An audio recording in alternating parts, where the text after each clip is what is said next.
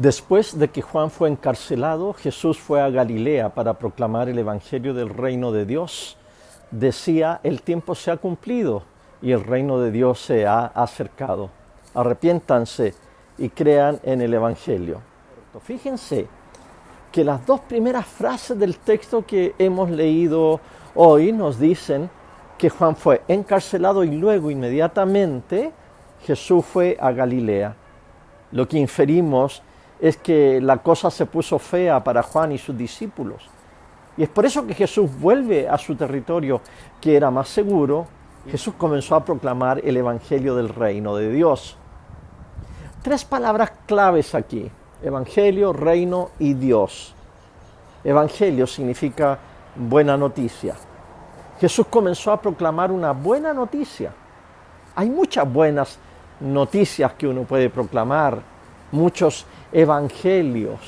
Tengamos cuidado hoy en día con la palabra evangelio, porque siempre debemos preguntar por el apellido del evangelio. Hay evangelios de expansión de imperios, hay evangelios de prosperidad, evangelios sociales, evangelios de sanidad, en fin. Evangelios son buenas noticias.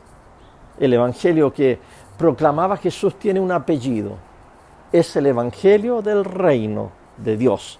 La palabra reino está en desuso hoy en día, es una palabra arcaica. Para entender mejor el término tenemos que decir gobierno en vez de reino. Jesús proclamaba el evangelio, es decir, la buena noticia del gobierno de Dios. Suena algo bastante político, y es así.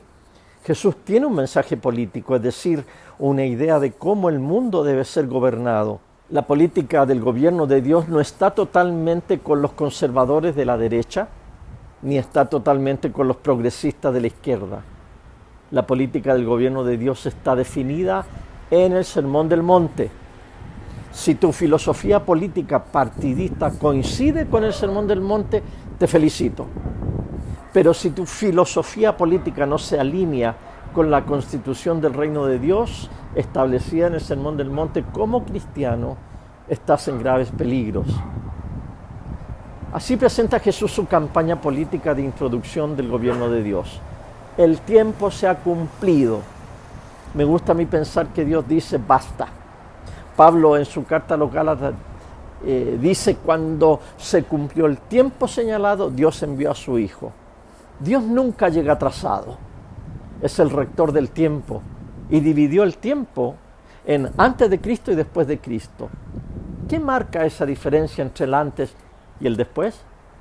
La venida de su gobierno, enviando al Rey Jesús a la tierra. Ahora debemos imaginarnos escuchar a Jesús en Galilea.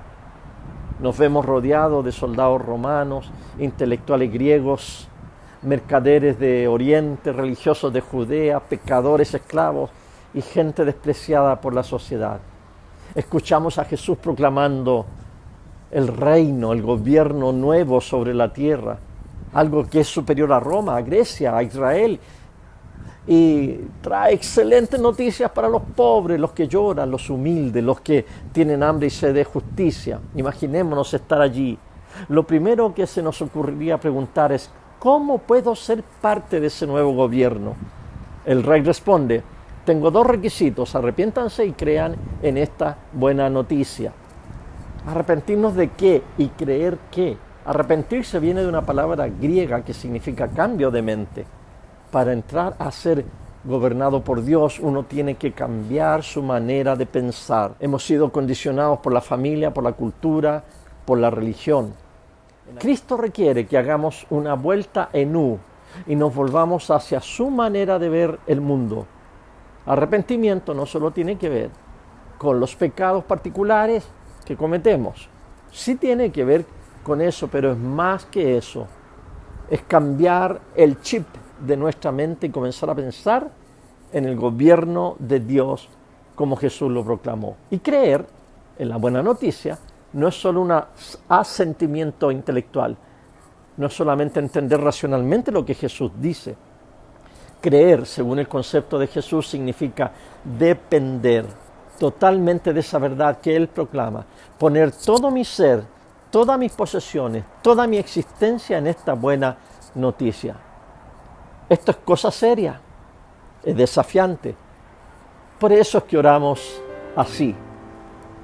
Danos gracia, Señor, para responder prestamente al llamamiento de nuestro Salvador Jesucristo y proclamar las buenas nuevas de su salvación a todos los pueblos, para que nosotros y todo el mundo percibamos la gloria de sus obras maravillosas.